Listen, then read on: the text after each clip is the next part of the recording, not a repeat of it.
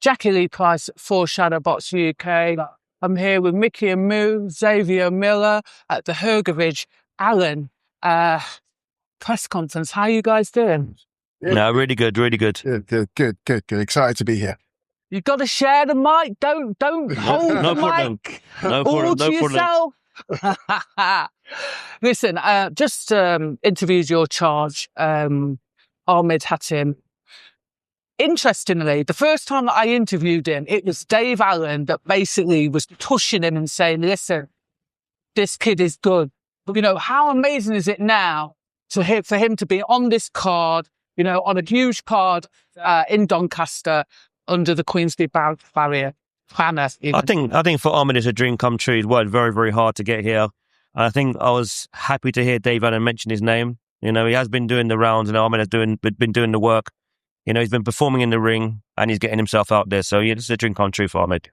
And listen, you know, there's a lot been made of the fact that he does, you know, do some antics online to get a fight. I like the strongman outfit yesterday, but he can actually box, can't he, Hatim? Yeah, I mean, listen, unfortunately, fighters like Ahmed don't get the opportunities that they should. You know, he's an undefeated fighter. He's gone from Southern area to English. Eliminators, final eliminators, British final eliminators. So he's deserving of his chance. But unfortunately, the way boxing is, fighters like him from small bill shows don't get the credit they deserve. Me personally, I think it's the best way to go because it grounds your fighters. You know, it gives them the education and the development they need to reach this level. And hopefully Saturday night will culminate in all the hard work that he has put in over the years.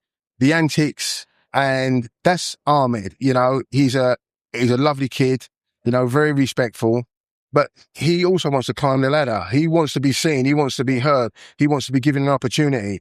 And, you know, this is his opportunity and he's finally got it. But it wasn't easy getting it for him.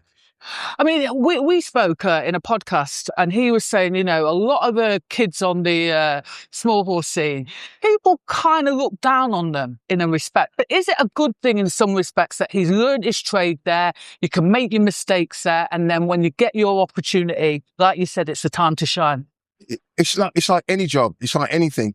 You know, you don't, if you're a carpenter, if you're learning from carpentry, you don't go to the top and do the best job, you know? You start from the bottom. And in the small hall shows, it grounds these fighters, it develops them. Boxing is such a dangerous sport and there's so many aspects to the sport that you can't thrust guys into it, you know? You've got to make sure that they're well-grounded, they're well-developed, they understand the support, and they get the support from the right teams around them. Trainers like Zav, who's been in and around small hall shows and large hall shows, he knows what it means to develop these kids on these shows. We've lost a fantastic promoter in Steve Goodwin a couple of months ago because, you know, there's not enough infrastructure for small hall shows. So a lot of fighters are going to suffer in terms of development, in terms of opportunities, because the larger promoters pick and choose from the cream of the top, you know. So all the other fighters who are working hard on the ground, in the gyms, in the small gyms, in the unknown gyms, on the streets, who don't get the opportunity, you know. Boxing is that sport that these kids who couldn't do anything would find a gym, get some gloves and lace them up and go in these gyms. And you know, a trainer would see them and go, you know, I'm going to give you a chance. I'm going to look after you. Seems like it's gone. Seems like the ones who are getting the opportunities now are the ones who are well-to-do, you know, who've got loads of Instagram followers, who've got loads of support, come from well-to-do families, you know. The kids on the street, they're not getting those opportunities, you know. The kids who've got no family, you know, they're from single parents, they're schools that they get kicked out of.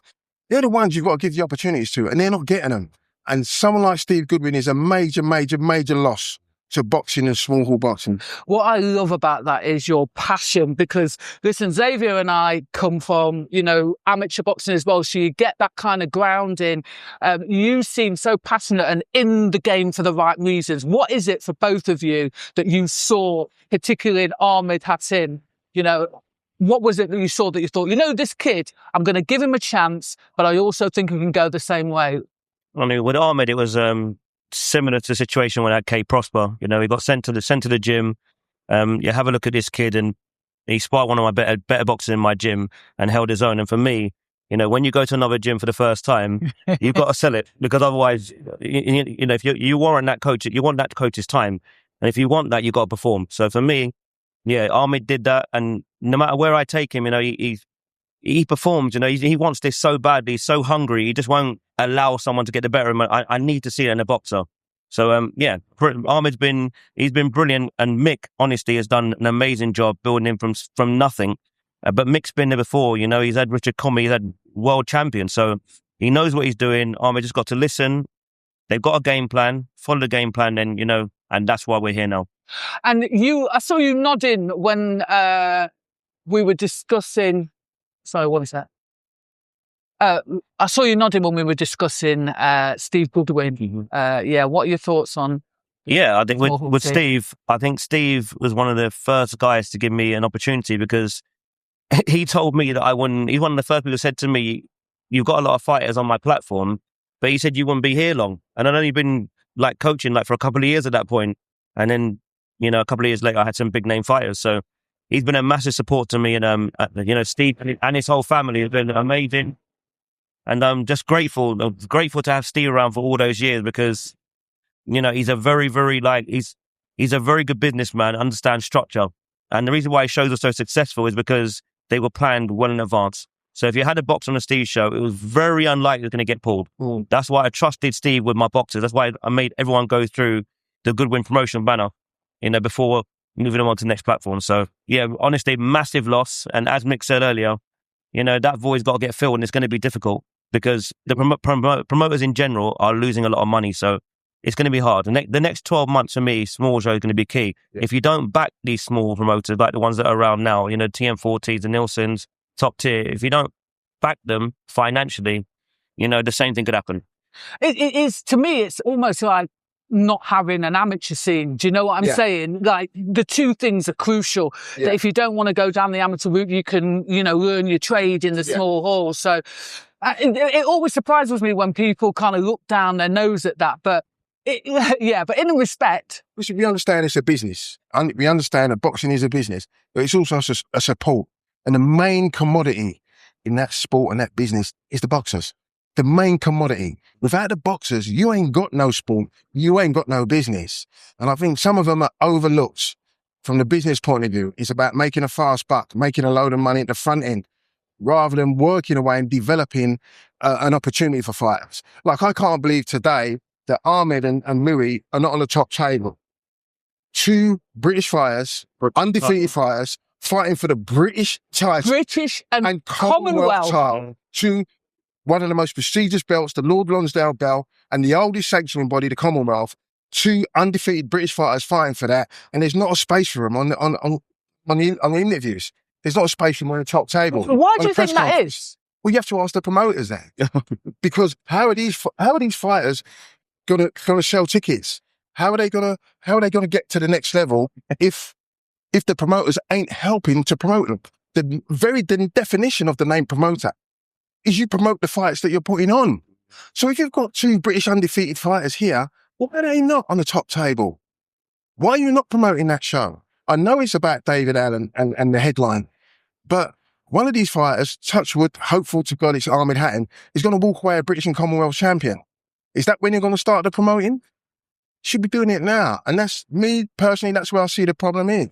Fighters like Ahmed and Louis, you know, they're overlooked. And I think a lot more needs to go into them, because grassroots boxing is dying. If someone like Steve Goodwin, a 5 or 6 time Southern Area Promoter of the Year, has walked away from the sport, that alone tells you. Steve walked away from the sport. Wasn't kicked out, wasn't booted out. He walked away from the sport because it wasn't giving him enough. You know, there wasn't enough support. So if he's walking away, that tells you where boxing is at the grassroots level. And when you talk about support, are you talking about necessarily financial? Or are you just talking in general? I took the whole aspects of the sport. So you've got the Zone, who now have covered themselves in kind of taking all of the boxing entities. You know, you've got the Sky, who've gone with Zuffa boxing and what's it called? Jake Paul's shows. What about putting some of these small hall promoters together, doing something with these small hall promoters on a Wednesday night, you know, so that there is boxing not challenging the Zone, and all the other ones. But on a Wednesday night, when some of these lesser ticket sellers can get the opportunity to fight, we're not asking to pay them loads and loads and loads of money, but what we're asking for is the opportunity. When you look at the big promoters and the big networks, and you look at the top money at the top end, the 50s, the hundreds of millions of amounts of money they've earned, and they've not filtered it down into the grassroots boxing, it's criminal. It's criminal. And you're going to lose fighters like Ahmed, like Lulio Doki, who are working their way up through Southern area, through English, through British, and they're not getting the opportunity. Because Louis did the same, didn't he? Louis did the same. Look, the highest earning boxer in the country, Conor Ben, has never won a Southern area, has never won an English, has never won a British, has never won a Commonwealth. He's never won none of these belts. And these belts are the ones that ground you as a fighter. As a British fighter, they ground you. They give you the development you need to go and be on the world stage. Now, it's not funny that he's never won a world title. But if he had gone through that, you never know where he's standing, maybe. You know, I'm not saying that he isn't a good fighter, but we want our fighters to have that road of development so that we can produce more and more world-level fighters. But also, you want people to get behind them. You want people to get a following. That idea you've come up with for the Wednesday night, I'm sure someone's going to nick it and take the credit. They can do it, but as long as it benefits the fighters, as long as it benefits the boxers who need that, it doesn't matter. It's not stealing it. It's progression. It's helping the sport. I love the passion. I do. I love the passion. Listen, what can we expect from Ahmed Hatim on Saturday night? Because we did see last weekend, Zach Chelly, he nicked it, didn't he? He came in and he upset. Can we expect the same from Ahmed? I'm expecting a incredible performance from Ahmed. I think he's done all the right things. He's got the experience, you know, and as Mick mentioned earlier, going through the Southern area route, you know, getting in 10 rounds under your belt, doing final eliminators. He's done it the right way, the hard way, and now he's ready. He's had a really, really good camp. All fighters say that anyway, but he's had a really, really good camp. So I'm expecting an amazing performance. And, you know, if not on points, then maybe a late stoppage, but expecting a great fight. Just very quickly, the fight Saturday night, Dubois versus Fabio Wardley. Listen, a lot of people are talking about the fight should have been pulled a little bit sooner. You know, Xavier, that you sit in the corner sometimes and you sometimes second guess yourself. Do you think, though, that Fabio Wardley should have been pulled out a little bit soon? I think, firstly, what's the referee's name again? Howard Foster. Foster. I mean, he's been getting abused for years because of the George Groves fight. Yeah. I think maybe talk about giving him credit for his performance in that fight. He was, from round, I think, 8 onwards, he was looking so carefully at Fabio and giving him as much opportunities as possible to get through that fight. And he's walked him over to the doctor. And it looks like he said to himself, the next time Fabio gets in another trouble, I'm going to wave this off. And that's exactly what he did. The only time I think that fight should have been stopped before that is when Fabio walked out, I think, from the 10th round, he was stumbling. Now, that's the only issue I have got, because obviously we had a tragedy years ago with Michael Watson and Eubank, and it was a very similar situation where Michael Watson walked out, I think, in 11th or 12th round, and he was staggering to the centre. Now, for me, then you waved the fight off. But what the referee did do was walk him over to get checked with a doctor. So there's not really much else the referee could have done. It's a very, very difficult job to do, and everyone's got an opinion, but I thought the referee did a really good job, me personally. It's interesting that you say that, because I did a review on it, and in my comment section, a lot of people were saying, and I have to be honest, it feels to me sometimes that some referees allow boxers to take undue punishments. There seems to be a pattern. I hear that, but then you got the other side of it. You stop it too early, then there's an uproar. You know, you didn't allow the fight to come back. You stopped it way too early. We could have had a different result. This way, there is no argument. Daniel won clearly. It was stopped at the right time. If Fabio had taken any more punishment after that, then we could have had a real problem. So to me, sometimes you got to let the fight play out the way it did. And I thought the referee did a good job. Fair play to you. Fair play to you, because I think you're one of the few that, you know, has that opinion, but I respect your opinion. So where do you think, Don Charles got it right though, didn't he? Don Charles got it right. He's taken some doo-doo over the last year or so, hasn't he? Hey, listen, sometimes a boxer and a coach just match. You know, this just works. He's found the way to get through to Daniel, and Daniel seems to be performing his best under Don. He responds to him, and sometimes that's all you need. It's just the right voice. Sometimes there's no, experience is the key. And Don's got that in abundance. He's got it in abundance. He knows his fighters. He's very astute. He's very diligent. He's pays attention to detail, and he's one of the top trainers that needs his props. He's been around the block, and he knows exactly how to get the best out of his fighters. Big up to Don Charles. And honestly, respect to Ben Davison as well. Yeah. We're talking earlier about the main event here with Alan and Hrgovic. I mean, the difference in experience is major. I mean, Ben Davison has been in a lot of big fights. Yeah. And that's where he's getting the experience. So you can't say he's not on this level. He's on this level. Don's been around a long time. He's a much older coach. I'm in those 50s as well now, so I've been around a long time. But there's a lot of ways to get there. I mean, if you're involved in a lot of TV fighters and involved in a lot of big fights, you get your experience that way. So I don't understand where all this negative press is coming from. To be honest with you, it's like you can't win in boxing. Sometimes you just can't win. Yeah.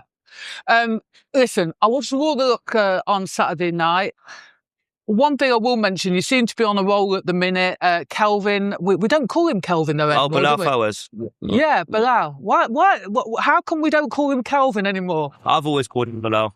Just for the people that don't know, from the amateur scene, we know him as Calvin, don't we? Yeah.